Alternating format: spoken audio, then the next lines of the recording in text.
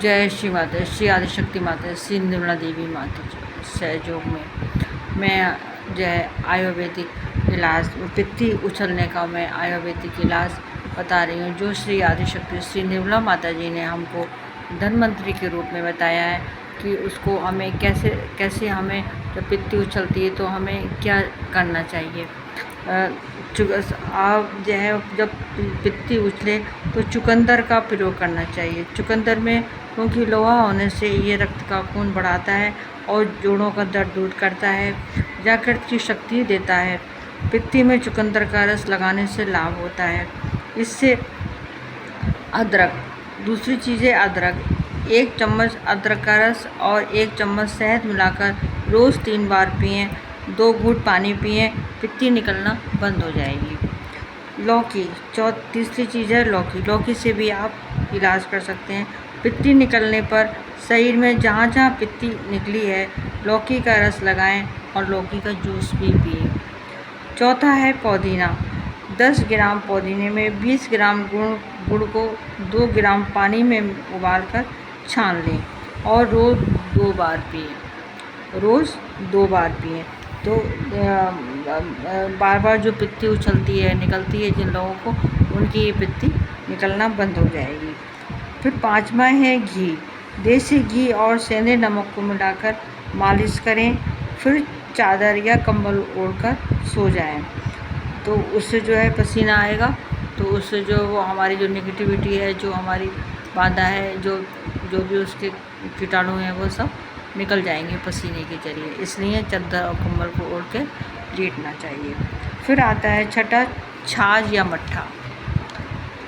25 ग्राम पिसी हुई अजवाइन एवं इतनी ही गुड़ मिलाकर 2 भागों में बांट लें। एक भाग सुबह खाकर 1 गिलास मट्ठा पी लें। दूसरा भाग शाम को खाकर पानी या मट्ठा पिएं। इससे भी आपकी पित्ती निकलना बंद हो जाएगी और जो निकली है वो सही हो जाएगी। फिर है सरसों का तेल। सरसों का तेल की मालिश करें, पित्ती ठीक हो जाएगी। जहाँ पर ज़्यादा पित्ती हो रही है वहाँ पर थोड़ा सा हाथ से इसको लगाएं और हल्के हल्के उसकी मालिश करें। फिर आप पूरे शरीर की भी मालिश कर सकते हैं ताकि और जगह पित्ती ना फैले। सरसों के तेल की, अगर आपको पीली सरसों का तेल मिल जाता है तो वो ज़्यादा अच्छा है और वो आपको ज़्यादा फ़ायदा करेगा। अगर नहीं मिलता है कोई बात नहीं, तो जो आपको तेल मिल रहा है सरसों का तेल लें, उस तेल को आप मालिश करें। सहयोग, ये सहयोग है। सहयोग में ही माँ ने हमको ये सब धन्वंतरी के रूप में बताया है, माँ ने हमको गुरु के रूप में बताया है, माँ ने हमको आदिशक्ति के रूप में बताया है। क्योंकि निर्मला आदिशक्ति श्री निर्मला माता जो हैं आदिशक्ति हैं, परमात्मा हैं, तो उन्होंने हर तरीके से हमारी बीमारी को दूर करने का तरीका बताया है। सहयोग के हिसाब से उन्होंने बताया है कि हमको दाएं नाड़ी शुद्ध करनी चाहिए।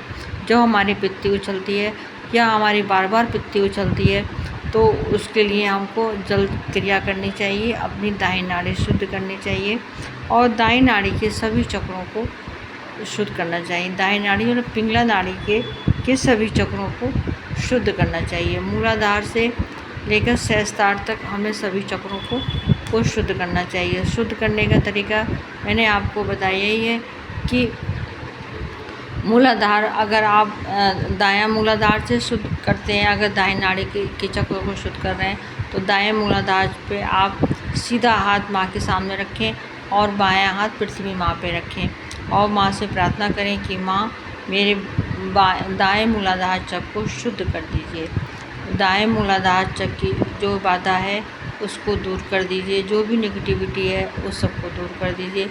मेरे दाएं मूलाधार चक्र को शुद्ध कर दीजिए। फिर आप दायां हाथ सीधा माँ के सामने ही रखें और बाएं हाथ आप दायां स्वादिष्टान चक्र शुद्ध करें। दायां स्वादिष्टान चक्र शुद्ध करने का भी तरीका यही है कि माँ से प्रार्थना करें कि माँ मेरे दाएं स्वादिष्टान चक्र को शुद्ध कर दीजिए, मेरी जो भी ये बाधा है इसको दूर कर दीजिए। फिर आप नाभि पे आ जाइए, नाभि पे हाथ रखिए, बाएं हाथ नाभि पे रखिए और सीधा हाथ माँ की तरफ। तो माँ प्रार्थना करें कि माँ मेरे दाएं नाभि को शुद्ध कर दीजिए।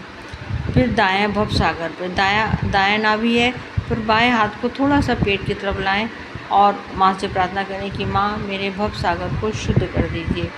फिर दाएं हृदय चक्र पर लाएं, दाएं हृदय चक्र पर बायां हाथ लाएं और माँ से प्रार्थना करें कि माँ मेरे दाएं हृदय चक्र को शुद्ध कर दीजिए। मेरी जो भी बाधा है, जो भी नकारात्मकता है, उस सबको ख़त्म कर दीजिए। फिर दाएं विशुद्धि चक्र, कंधा जो है, गला और कंधे का जोड़ है, ये हमारा दायां विशुद्धि चक्र है। इस पे आप बायां हाथ रखेंगे और माँ से प्रार्थना करेंगे कि माँ मेरे दाएं विशुद्धि चक्र को शुद्ध कर दीजिए। माँ फिर हम आज्ञा चक्र पे लाएंगे, माथे पे लाएंगे, अपना बायां हाथ बाएं तरफ ही रखेंगे, क्योंकि यहाँ पर आके हमारी नाड़ी चेंज हो जाती है। दाएं नाड़ी बाएं तरफ आ जाती है, बाएं नाड़ी दाएं तरफ आ जाती है, क्योंकि ये आपने देखा होगा कि हमारी गर्दन के पीछे आप देखिए एक आपको हड्डी दिखाई देती है, तो यहाँ पर आके क्रॉस होता है नाड़ियों का। तो ये हमारी बाएं नाड़ी जो है, देखिए ऐसे करके क्रॉस होता है, क्रॉस होता है। देखिए ऐसे करके क्रॉस होगा। अरे ऐसे करके क्रॉस होगा। बहुत ऊंचा जा रहा है, आपके नीचे जैसे 2 उंगलियां आप बीच में आड़े आड़े रखेंगे ऐसे करके, तो ऐसे करके आप 2 नाड़ियाँ आगे रखिए ऐसे करके, तो यहाँ पे क्रॉस होता है। तो जो हिस्सा है यहाँ पे जब क्रॉस हुआ है तो ये हिस्सा हमारा गांठी सी बन गई है। पीछे आप गर्दन पे देखिए गांठी है, तो हमारी बाईं नाड़ी दाईं तरफ आ गई और दाईं नाड़ी बाईं तरफ आ गई है। तो इसलिए हम जो है अपने बाएं माथे पे अपना हाथ रखेंगे। तो फिर हम ऐसा करेंगे कि हम सीधा बायां हाथ माँ की तरफ करेंगे और दायां हाथ अपने माथे पे रखेंगे और माँ से प्रार्थना करेंगे कि माँ मेरी जो है दायां हाथ अब माँ के सामने रखेंगे, बायां हाथ अपने माथे पे रखेंगे और माँ से प्रार्थना करेंगे कि माँ मेरी दाएं आज्ञाचक्र को शुद्ध कर दीजिए। मेरे दाएं आज्ञाचक्र की जो भी बाधा है, जो भी नकारात्मकता है, उसको ख़त्म कर दीजिए। फिर हम सहस्त्रार पे आएंगे। वैसे ही हम अपने बाएं तरफ सहस्त्रार पे हाथ रखेंगे और माँ से प्रार्थना करेंगे कि माँ मेरे दाएं सहस्त्रार को शुद्ध कर दीजिए। माँ आप फिर हम बीच में तालु भाग में रखेंगे। फिर हम यहाँ पे चेंज कर लेंगे हाथ, बायां हाथ माँ के सामने और सीधा हाथ हम तालु भाग पे रखेंगे और माँ से प्रार्थना करेंगे कि माँ मेरे सहस्त्रार की जो भी बाधा है, जो भी नकारात्मकता है, उस सब को ख़त्म कर दीजिए। मेरे सहस्त्रार को खोल दीजिए, मेरी कुंडली माँ को जागृत कर दीजिए। और माँ से ही प्रार्थना करेंगे मन ही मन। और क्योंकि जब हमारी कुंडली माँ जागृत होती है तो वो सब चक्रों से होती हुई गुजरती है, जिस चक्र से गुजरती है उस चक्र को वो शुद्ध करती हुई आगे बढ़ती है। फिर वो इसी तरीके से सब चक्रों को शुद्ध करती हुई हमारे सहस्त्रार पे आती है और हमारी कुंडली माँ हमारी जागृत हो जाती है। तो उससे हमारे सारे चक्र शुद्ध हो जाते हैं कुंडली माँ की जागृत करने से, और जो हमारी बाधा है, जो हमारी परेशानी है, वो भी दूर हो जाती है, क्योंकि वो सब चक्र को कुंडली माँ शुद्ध करती हुई जाती है। तो चक्रों की खराबी की वजह से हमारी सारी परेशानियाँ होती हैं। तो जब कुंडली माँ जागृत होगी तो हमारे सारे चक्र शुद्ध हो जाएंगे। जब हमारे सारे चक्र शुद्ध हो जाएंगे तो हमारी परेशानी भी दूर हो जाएगी। जो भी बहन भाइयों ने मेरा वीडियो पहली बार देखा है वो लोग कृपया इसको सब्सक्राइब करें, लाइक करें, और जो मेरे बहन भाई इस वीडियो को लगातार देख रहे हैं उसको वो लाइक करें, शेयर करें और कमेंट्स भी करें और मुझे बताएं कि उन्हें कैसा लगता है मेरा वीडियो और वो क्या पूछना चाहते हैं, क्या वे जानना चाहते हैं, इसके बारे में भी मुझको बताएं। जय श्री माता दी, जय श्री माता दी, जय श्री माता दी।